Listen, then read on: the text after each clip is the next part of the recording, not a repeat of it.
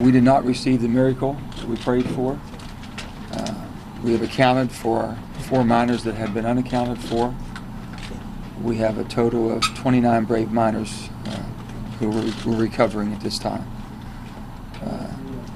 We had been spending time with the family. As you can tell, it's a very difficult time. Very strong people, very loving and good people, but very, very hard times.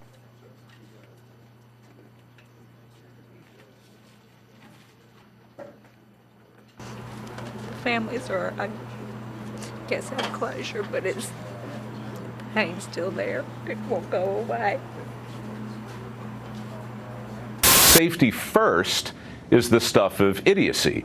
It allows us to begin to believe that somebody other than us might care more about our well-being than we do, and the minute we buy into that nonsense, then we embrace the warm grip of complacency. So no, safety is not the enemy, but if you make it the priority, then let's just wrap ourselves in bubble pack and drive at speeds approaching 5 miles an hour and never assume anything that could ever be confused with risk.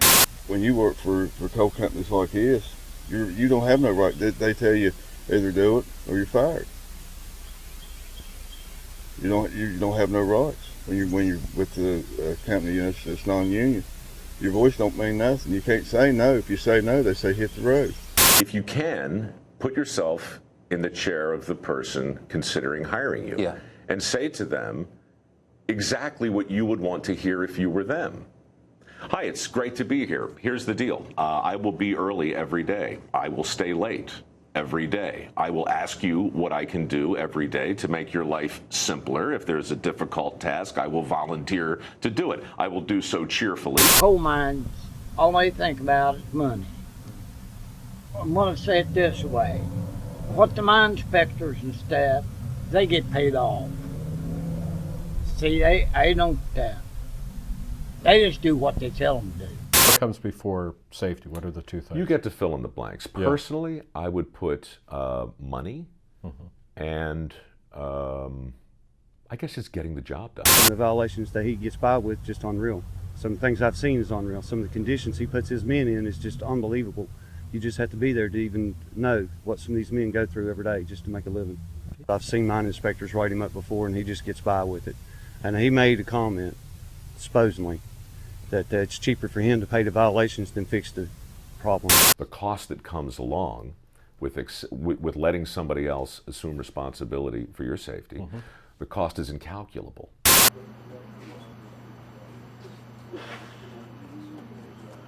Ask an actuary, okay, for the insurance issues, the regulation. I mean, it's on and on and on. I mean, these mines around here, they're dangerous, and these men have to go in there and make a living. And I'll tell you what, the grief around here is just overwhelming, and you can feel it everywhere you go. There are a lot of people who really and truly believe the system is rigged, and they truly believe opportunity is dead. They scare me, not because I'm frightened of them, but because that belief is, that'll kill us.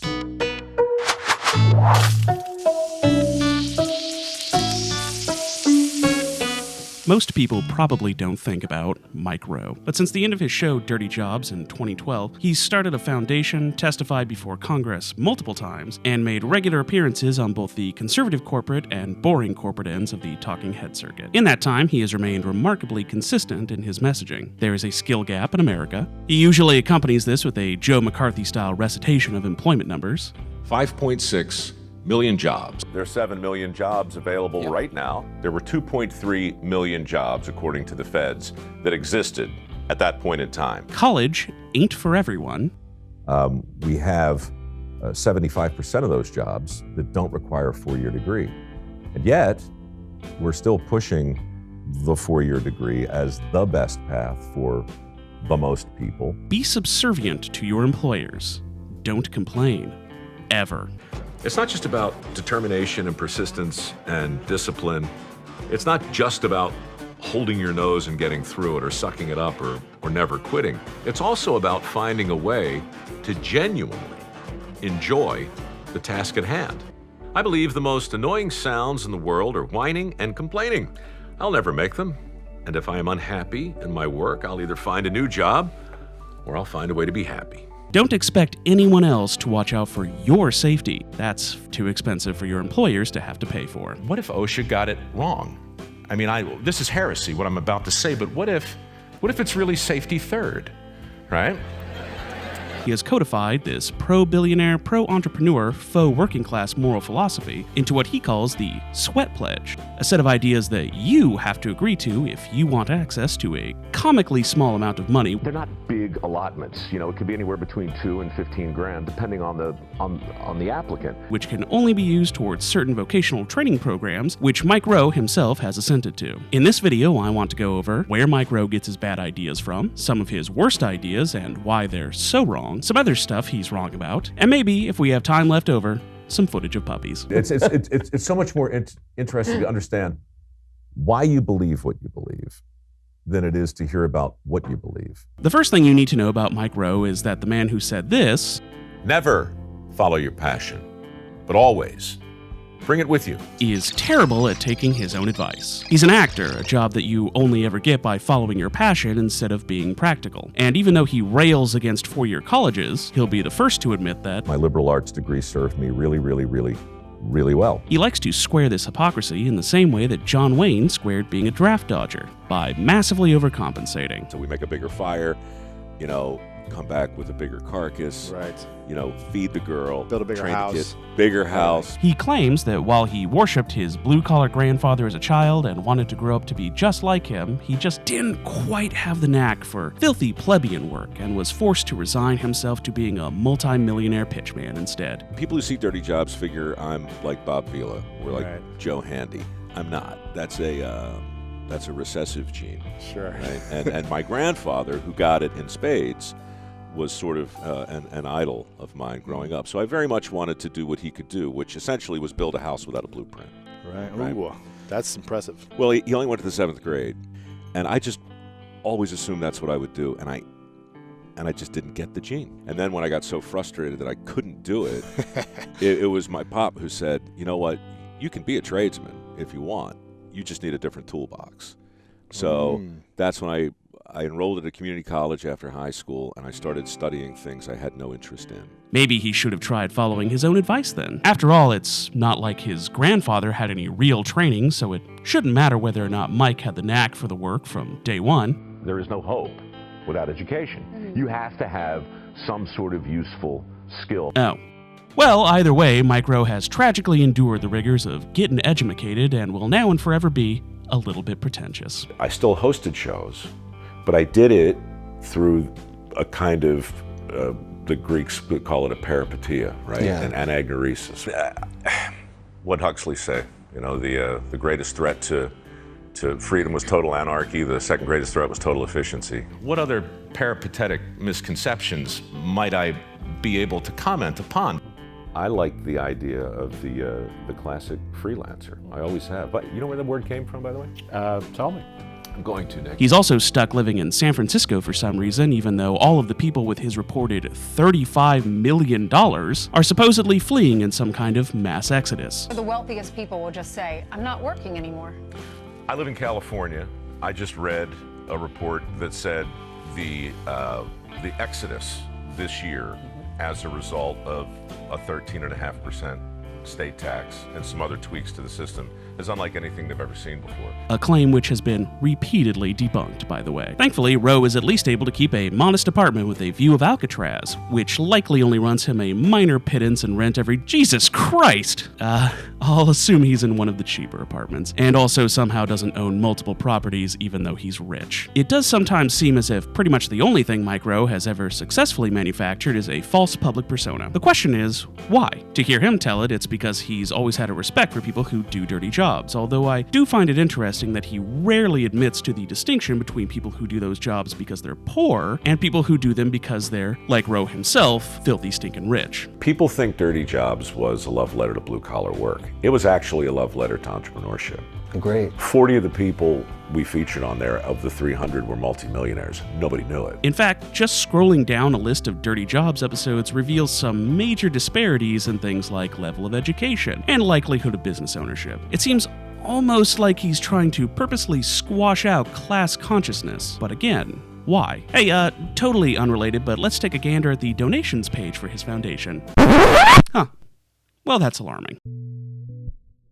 The skills gap has nothing to do with unemployment, not really. The skills gap proves that opportunity alone isn't enough to get people unemployed. Right. And really neither is training. You can have all the opportunity and all the training in the world, but if you don't have an underlying appreciation for the work, if you're not talking about jobs that people affirmatively aspire to, you're going to be pushing the boulder up the hill. No, there is no skills gap. This is a fabrication on the level of a conspiracy theory and Rowe's increasingly bizarre and hypocritical justifications for why this supposed skills gap exists do a good job of proving that he doesn't have anyone else's best interests in mind. But before we get to his insultingly low opinion of American workers, let's utterly destroy his skills gap conspiracy. The shifting numbers are a misinterpretation of data coming from the Bureau of Labor Statistics monthly survey, the JOLTS report. On any given month, you'll likely find about 5 million to 6 million reported job openings lining up with Rowe's figures, but these openings aren't just sitting there, unclaimed. In November 2017, for example, roughly 3 million are from workers quitting and another roughly 2 million are from layoffs or firing. There are also some retirements in there. This means that there are fewer than 1 million unaccounted for, which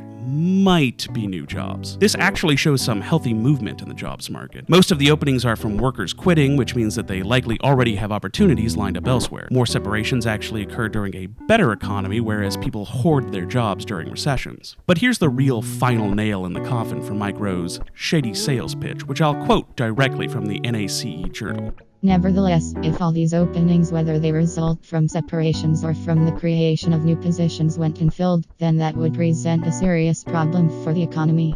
However, the same BLS job opening report also provides the count of new hires made each month. For November 2017, BLS reports that employers hired 5.5 million workers. This leaves approximately 400,000 job openings that went unfilled during November, which represents 0.2% of the U.S. labor market. It is important to note that the November 2017 figures are very consistent with the monthly data since January 2016. In fact, hires have exceeded separations and the openings they create for every month since 2010. A mass of jobs in the United States are not going unfilled. A relatively small fraction of job openings are taking relatively longer than the desired time to fill. Boy, it looks like maybe that liberal arts degree really didn't work out for Mike Rowe after all. Speaking of degrees, Rowe is obviously correct in saying that the price of a 4-year degree is going up, although he gets the actual rate hilariously wrong. The cost of a degree, and this I do know because I've read it in several reputable sources, has increased at over 500 times the rate of inflation since the mid-'80s. 500 times the rate of inflation. Nothing else comes close, not even healthcare. Yeah, in reality, it's about twice the rate of inflation, although I've seen different numbers. Not 500 times the rate of inflation. Comedically, he seems to have confused the separate college inflation rate quoted in this Forbes article with an increase in comparison to the consumer inflation rate, and also doesn't understand the difference between a 500% increase and an increase of 500 times, which is just stunningly wrong. But okay, bad math aside, Rowe has identified a real problem here, and I respect that. His solutions, though, are totally ineffective. For one thing, the job openings rate on the kind of employment that Rowe is trying to bolster is low enough that getting educated for it is simply not your best bet. And a lot of these jobs do require education, because despite saying both this, I'm not saying that what you ought to do is go to high school and then go straight to work. And this... You know, I talked to a kid the other day up in Butler, North Dakota. So it's Butler, right? It's cold, but he works on heavy equipment up there.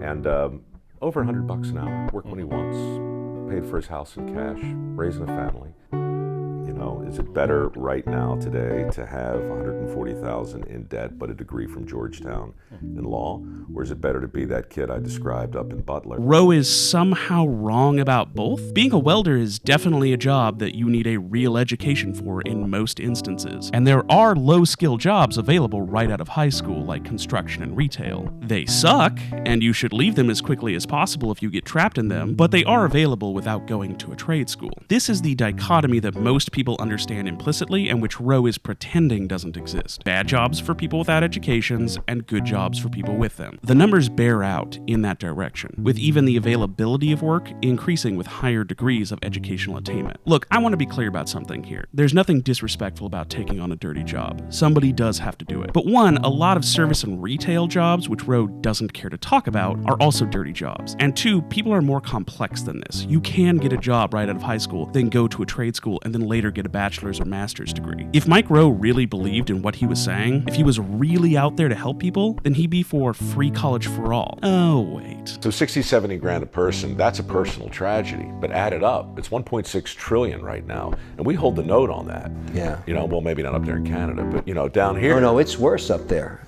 It's basically education's free up there, but you're paying for it as a taxpayer. How's it free? Nothing is free. Exactly. Well, good news, Mike, because actually, free college would be cheaper than paying for our current system. Partially because private schools, which quite a lot of vocational schools are a major drain on society. Not only do private school students tend to have more debt, but they cost the taxpayers more. Meanwhile, they suck. In fact, it turns out that at least one of the Trump administration's accredited private universities was just a big old scam and doesn't even serve any students. Nothing's free except for conning money out of the average American's pocket, right, Mike? By the way, since we're chatting, Michael Rosef, do you remember that one time that you called Bernie Sanders a knucklehead for pointing out that college helps keep people out of prison? Well, as it turns out, you are the finger-jointed cranium haver. Man, it'd be really nice if you could do even the most basic amount of research. It just really feels like you're not bringing your passion with you on this grift of yours, you know? By the way, I remember that not long ago there was an issue in the state of California in which the online college was being rolled out amidst multiple complaints, one of which was that at an actual physical campus, services could be provided which were unavailable elsewhere. For example, homeless students, real human beings that Mike Rowe doesn't seem to care about, could sleep in their vehicles at an actual campus. There's even a bill being worked on, AB 302, to write this ability into law. I thought about that story while doing research for this video, because as it turns out, in 2017, the president of a Vatterott College location was fired for allowing a homeless student shelter in -4 degrees Fahrenheit. Vatterott was a Midwestern chain of private trade schools. I say was because they lost their accreditation and shut down in 2018 after numerous scandals,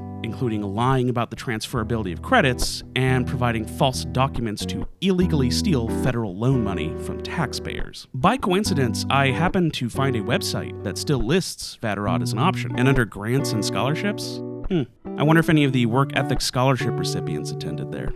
Well, to me, it's either it's uncertainty. We used to look at uncertainty as this thing that was similar to variety, right? It's like, I don't know what's going to happen next. And so, you know, whether you're reading a book or watching a movie or taking a trip, not knowing what's around the corner used to be part of the fun of it. Now it's stress-inducing and heavy with potential trauma, right? So that's I'm not a social anthropologist or a shrink, but that strikes me as something that's really fundamental.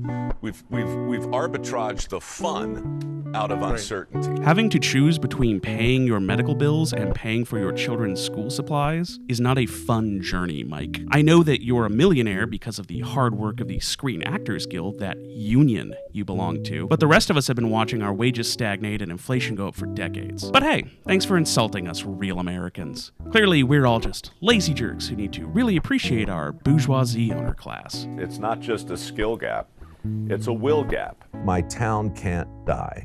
My job can't go away.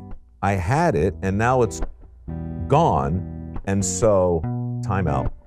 Party foul. Hey, wait a minute, that's not what you said on NBC. There you just pivoted like a hypocrite because you were more interested in enjoying the nauseating praise of your neoliberal compadres in capitalism. I was talking to a guy that runs a pretty fast-growing manufacturing thing, and he had this to say to me about the whole exercise of job retraining and what it means for somebody in their 40s. Take a listen to this, Mike. If you've been out on this floor doing skilled or semi-skilled work and you're 40 years old, you don't want to go do a computer-based job. You want to make things, and so that's part of the problem. You can have thousands of really good training programs, but the training needs to be the vocational, and then there has to be the job openings. We always focus on job retraining, and it's always about computers. It's always about, when it's skilled labor, it's always about engineering and different things. Nothing wrong with that. Yeah. But it's almost as if we're saying, no, those other jobs, they're going away, and it's okay that they go away. Well, some people want to touch things. People ask me all the time, what's the big takeaway from that show? And there were many, but for me, the thing I keep coming back to is the idea that as a group, there was a level of job satisfaction that was undeniable and surprising. I think what you showed a certain way was that there's dignity that these people feel toward their jobs. Job is much more than just how you pay your bills and what you're doing for your family and what kid can go to college. It's what you feel when you go to work every day. Yeah. You think they'll ever ask him about statements like this? Hey, Mike, have you combined with the White House at all? Because it seems like Ivanka has the same lines you have about learning a trade and learning a skill. Have you been in contact? Yeah, we have. And I'll tell you the bottom line for me. After 10 years of doing this, my foundation's modest. We've raised about $5 million for work ethic scholarships. And it's true. We are aligned in a lot of ways. But look, you guys know it as well as anybody. If I put the red hat on, half the country isn't going to hear me. Nah. By the way, since I know you read Forbes, and since you only care about money, here are some statistics on what your attitude is costing us. But hey, like you say, happiness is a terrific symptom. It's a terrible goal. this is probably the worst position that Mike Rowe has taken publicly, which is saying a lot. In 2010, the Upper Big Branch mine disaster claimed the lives of 29 people, none of whom advocates like Mike Rowe care about. The president he endorses has relaxed safety standards for mining to such a degree that Robert Cohen, a member of the Mine Safety and Health Panel who served under George W. Bush and Barack Obama, has called it illegal. Specifically, the Pocahontas Coal Company's Affinity Mine has been given a pass despite a pattern of violations which endanger everyone there. In 2012, Gary May pleaded guilty to conspiracy to defraud the government. Prosecutors made the argument that he had manipulated the mine ventilation system at Upper Big Branch to fool safety officials in a desire to put production and profits first. What comes before safety? What are the two things? You get to fill in the blanks. Yeah. Personally, I would put money and I guess just getting the job done. Rowe claims that he believes in a controversial idea called risk compensation. One day, I came across this study that concluded the most dangerous traffic intersections were those with signs that told pedestrians when to walk and when to wait. Intersections with no such signs were statistically safer because people were more likely to look both ways before crossing the street if there was no blinking sign to tell them when it was safe to do so. They call it a risk compensation. He references the shared spaces concept of traffic, which is both misrepresented by him and also totally inapplicable to the workplace. Rowe wants you to believe that safety inspectors are useless, government-funded worrywarts who do nothing better than scold people for not wearing the right equipment. Later that same week, another compliance officer, this one with the Department of Natural Resources, interrupted our shoot to insist that I put on a life jacket while installing a culvert and a runoff pond. Now, the water in the pond was less than a foot deep. In reality, they perform a multitude of actions behind the scenes to make sure that people are kept safe even before they enter a workplace. By the way, just curious, why didn't Mike Rowe's filming crew have their own safety people since they knew they were going to be placed in dangerous situations? Better hope none of them end up feeling litigious down the line, Mike.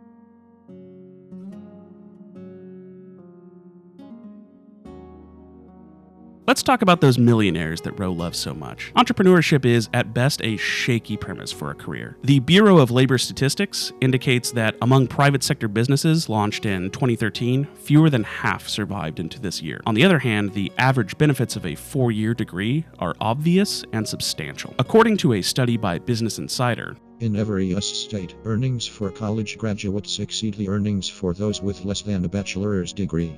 Even in North Dakota, the state with the least difference in earnings, college grads still earn 38% more on average. Mike Rowe doesn't like guidance counselors for some reason. Guidance counselors in high schools now, in many cases, are evaluated and comped based on their ability to help X number of students matriculate into a 4-year school. That's the goal. I have found nothing to support his claims about them being paid for suggesting four-year colleges, and that doesn't appear to be how just any of this works. What I did find was evidence that guidance counselors help at-risk high school students with crushing everyday problems, and that those counselors are in short supply and probably don't need to be demonized on national television by a laughably fake human cartoon version of a blue-collar fella. But you're not anti-college. Not at all. Yeah. I'm So anti-debt. explain that. Okay. I'm so anti-debt. If I have to pay for part of your membership in either facility, then I might get a little exercised about your ultimate choice if you can't pay it back. That is not how taxes work, and you are not allowed to exercise that level of control over the lives of strangers. This clip sums up Roe's stinking classist attitude here pretty well. A lot of rich people that I write about are happier to give $10 million to a foundation than to give $5 million in taxes. That's kind of interesting. So it's not entirely about keeping your money. A lot of them are giving away their money. So what's the difference? Why do they prefer philanthropy over taxation? And the reason has to do with credit and control. When you pay your taxes, you don't get credit. You're just complying with the law. You don't get a sticker. You don't get a poster. The mayor is not going to say your name in public. You don't get a handshake. You don't get a photograph. You just paid your taxes. Second of all, you don't get control. When you pay your taxes, you don't say, I want this to go to social insurance. I want this to go to the bus system. No, you just pay your taxes. When you do philanthropy, you get credit and control. Your name goes on the building, everybody knows you did it. It helps your reputation. If your pharmaceutical company killed people, if your chemical company poisoned someone's river, it helps your reputation because that was bad and now you're doing something good. And part of why I wrote the book is in America today, we have forgotten the tool of the law. We have forgotten the tool of policy. We think that rich people and entrepreneurs are how you make change. And I challenge anyone to tell me which rich person or company has done more for old people in America than Social Security. Which rich person or company has done more for health care for poor people than Medicaid? Which rich person or company has done more for women than suffrage?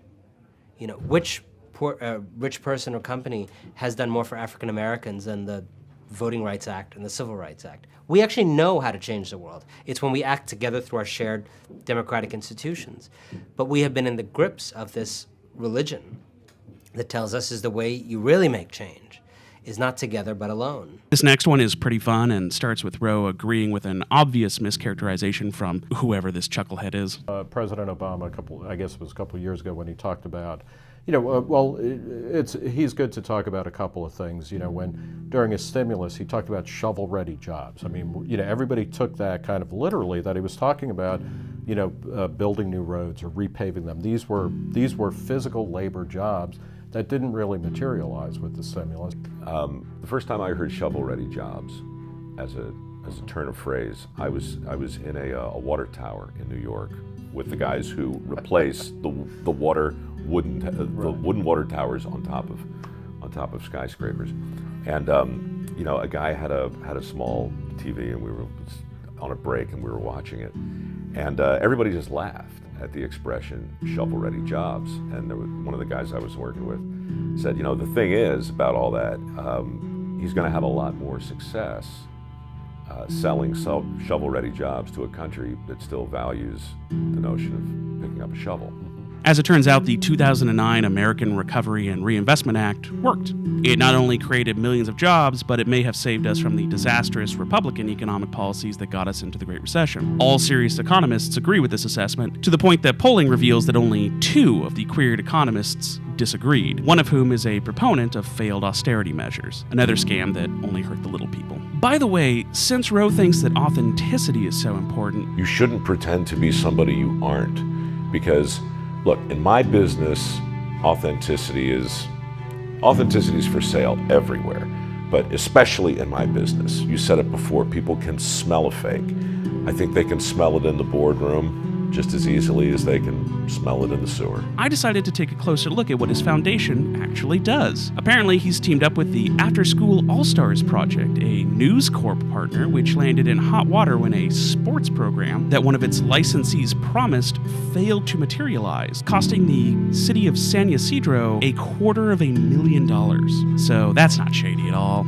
It's like what we always say on Dirty Jobs, just because you're passionate about something doesn't mean you can't suck at it. His other educational partner, Skills USA, is another org that takes funding from Charles Koch. And a lot of truths are inconvenient for a lot of people. I could go on. Honestly, there's this whole thing from his sweat pledge, by the way. Yeah, that's a slightly more cartoonified version of a rich guy cosplaying as poor guy Mike Rowe backslapping a black prisoner above a statement which implies that he shouldn't blame anyone else for his situation. That one gets even more gross when you look into it, since that guy was literally paid to sign off on that statement. It's part of Rowe's pledges, which are all weirdly judgmental nonsense, like, I believe I'm entitled to life, liberty, and the pursuit of happiness. I also understand that happiness and the pursuit of happiness are not the same thing. I deplore debt and do all I can to avoid it. I'd rather live in a tent and eat beans than borrow money to pay for a lifestyle I can't afford. I believe that all people are created equal. I also believe that all people make choices. Some choose to be lazy, some choose to sleep in. I choose to work my butt off. SWEAT stands for Skill and Work Ethic Aren't Taboo. Well, Mike, I have my own pledge that I'm hoping the people watching this video are willing to make right now. It's called Shut Up! Stop helping unethical twits uphold popularity. Maybe I'll even follow your model and sell $100 printouts of my pledge on my website. No, actually I won't, because that's stupid and crass and I actually have some dignity. Before we get to the puppies, though, let's see if there are any real solutions for the job market. One fantastic way to increase job growth is through spending on public transportation. So surely Mike Rowe's favorite candidate supports efforts to increase funding on... Oh, no, huh? What a shocker. Another actually proven way to help with employment is through guaranteed public childcare options, which Trump paid lip service to while, in reality, running one of his own grifts. Alright, that's pretty much it for today, and I don't think we really need to get into Mike Rowe's thoughts on the minimum wage. Predictably, they are wrong. This has been a lot of information, and you've been very patient. I know that looking at a former QVC host's smug face for so long is tiring, so you know what? Here you go. You've earned it. Puppies!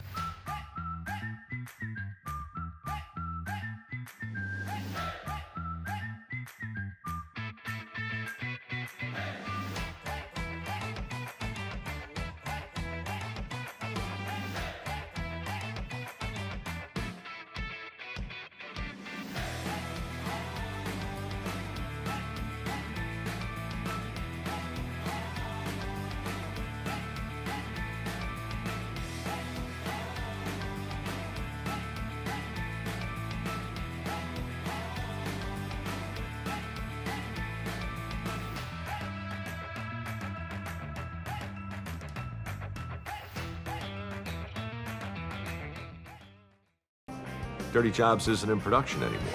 I'm working on something new, though, that I think could be just as good. Hey, that's great, Travis said. I got new legs, and you got a new show. Tell me all about it.